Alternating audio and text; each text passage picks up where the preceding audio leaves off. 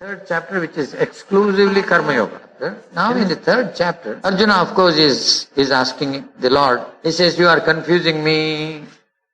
If the jnana is important, because this one is all jnana yoga, you are the soul, you are not the body, the Lord said, if that be the case, why should I do this dreadful action? I gave two paths. One is Karma Yoga, for those who are action oriented, and one is Jnana Yoga, for those who are intelligence oriented. For them, Jnana Yoga and Karma Yoga. Na karmanam manarambat naishkarmya par, he says, without going into action, you cannot reach actionlessness. You can reach actionlessness by acting. Actionlessness you cannot achieve. Can come by entering into action and not by sitting quiet. Our common concept is, I am sitting quiet, I am actionlessness. No. Enter into action, but don't have expectation for the karma phala. Don't get attached to karma phala. Don't get attached to karma also. Don't get attached to inaction. Then you have understood actionlessness. That is the Naishkarmya Yoga.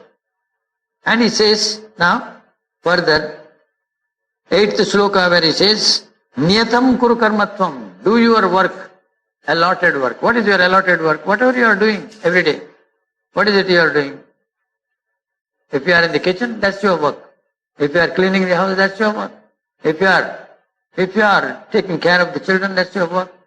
If you are in the office, that's your work. Whatever is your work, daily work, that is Niyatam kuru karmatvam, karmajyayo hakarmanaha, sharira yatra pichada, jate na prasiddhyeda karmanaha. He says, even for the bodily work also, without doing any work, you cannot remain. You have to work all the time. You have to work. The work is compulsory, so do your work, he says.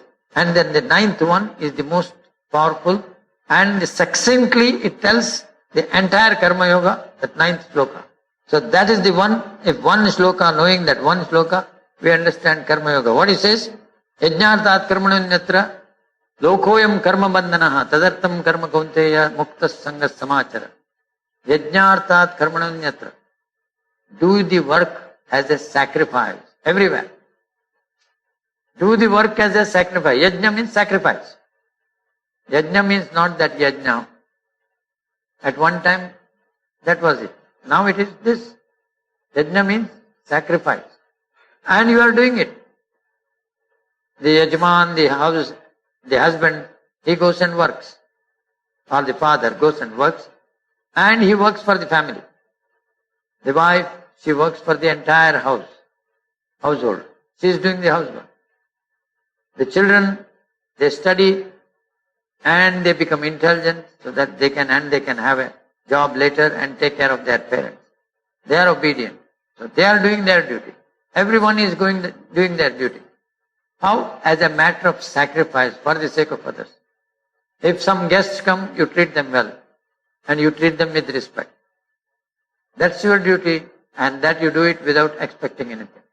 Yajnartat karmananyatra lokoyam karma bandhana. If you don't do these karma like that, then the karma bandhana takes place. When the karma binds you, you will be born again. If you have a personal interest in work that you are doing, then that karma binds you. Selfishness, greed, etc. bind you and you will be born again. So he says, if you want to come out of the cycle of birth and death, if you want to come out of the karma bandhana, you have to do the karma as I don't want anything. I'll be doing my duty. It doesn't mean that you need not go and get the salary. You need to get your salary, you need to ask for the salary. Those are all part of the karma itself. You need to get whatever you are destined to get, those things you have to ask for it. You have to get your bonus, you got to ask. If the bonus is less, you have to go and ask why the bonus is less. Practical pragmatism should not be given up. Just because you are in the, moment you are in the satsang, moment you study Bhagavad Gita, suddenly you become sannyasi. No, nothing of that sort. You have to be, everything needs to be in the mind, and you need to be, you can't keep the door open just because everyone is Lord himself. Keep the door open, night time. Keep the keys in the car also. Everyone is Narayana only. Nothing foolish. Bhagavad Gita doesn't ask you to be foolish or anything. It gives you the idea of what is what. So he says, Yajnarthat karmanonyatra ayam loka karma bandhana. This world, all karmas bind you, except done by as a sacrifice. All karmas bind you, except done as a sacrifice. So when you do that, tadartham karma kaunte, therefore do it, mukta sangha.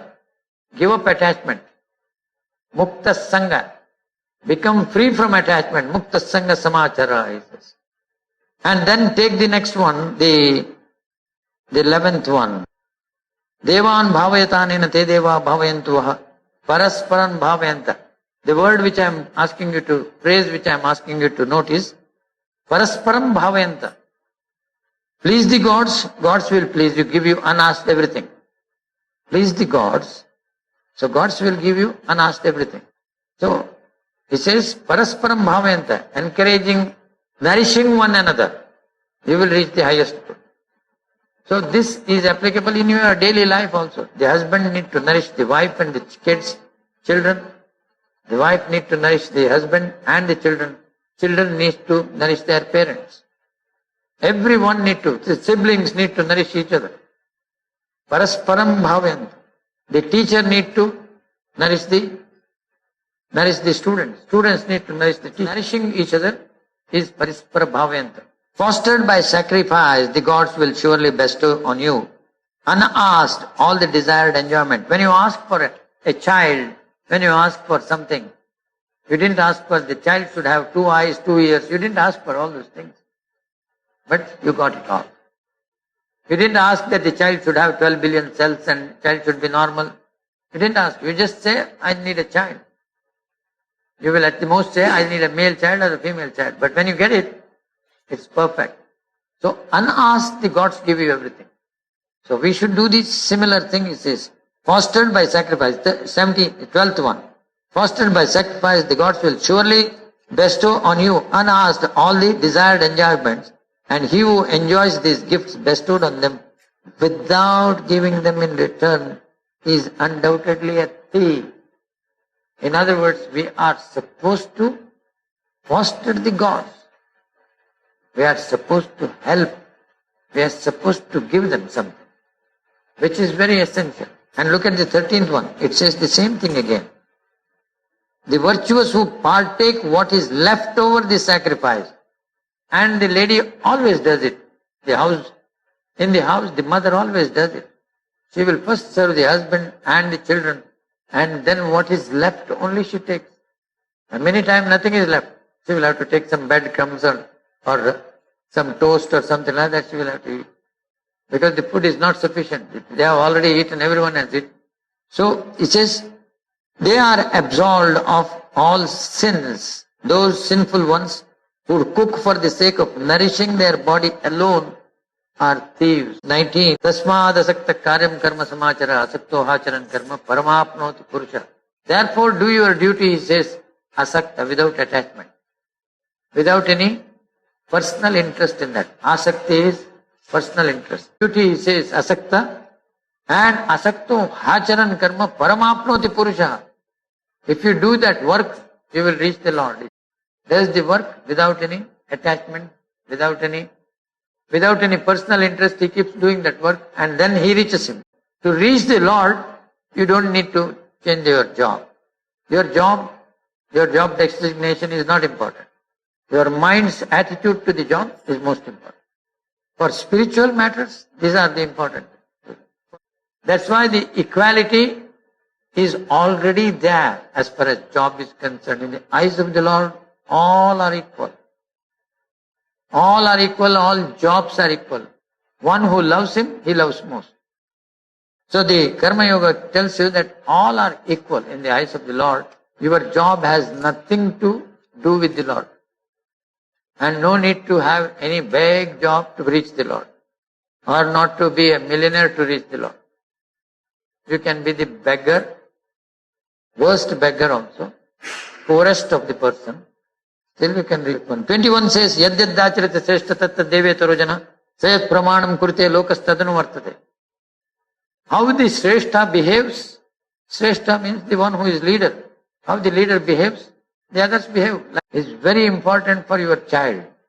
Not what you advise. How you behave. Your action, the child watches and it follows. So if you want your child not to shout, then you cannot shout. Don't tell the child, don't you ever shout. Are? You can tell, see, don't shout. Don't. That's not acceptable. Say it softly. Whatever you want the child to follow, you do it first. Be the change. Take the 36th one, where he says, Atakkena prayuktena papam charati pusha. Why persons are committing sins? Why persons are committing blunders? Arjuna is asking the Lord, and there are three gunas, sattva, rajatama. Sattva means balance and control, and rajas means greed, recognition, desire, and tamoguna means indolence, blunders, pramada, big blunders. See? And laziness, slumber, sleepy, all the time, a mass of laziness, you can call it as. So these are the three gunas which weigh the mind, which is there in the food items, which is there in the atmosphere, which is there everywhere. So our behavior, and this thing changes right from morning till evening, it will change. Morning Brahma Murta is Sattva Guna. By the time you come in the evening, it will be Tamo Guna. In the middle morning, it is the Rajoguna will be there. Action oriented, action all the time. Night time it is Tamoguna. We will be doing all our crimes and everything in Tamogunas, night time. Worst of the things are all done at night time, Tamoguna. Early morning, Brahma Murta, the mind is in the alpha mode light. It is in a mode where you can learn the highest. Mind is in a super accepting mode. So that is devoted for the dhyan. That is the one which is kept for dhyan. So three gunas are there. He says this Rajoguna is the responsible. Rajoguna is the greed. Rajoguna is the wanting recognition, importance. Rajas means Rajata. Rajata is silver. Silver is shining. Rajas is always means action. So Tamoguna, he says this Rajoguna is responsible for Kama and Krodha. And with that, all blunders take place. So it is there everywhere, he says. And where it is, he tells him that it is there in Indriyas, it is there in Buddhi, it is there in your body, it is there in your mind, everywhere it is there. Mind and even in intellect it will be there. So he says, now try to understand how to control it. The Indriyas need to be controlled by the mind, mind needs to be controlled by intellect, intellect needs to be controlled by the Atma. In other words, the higher one need to, it's just like the young boy need to be controlled by his brother, older brother need to be controlled by the mother, mother need to be advised or controlled by the father, and the father need to be controlled by people who are having more knowledge, maybe their parents, maybe other people. The mentor will advise, this is the way to do things, or the scriptures. So superior things will control the smaller.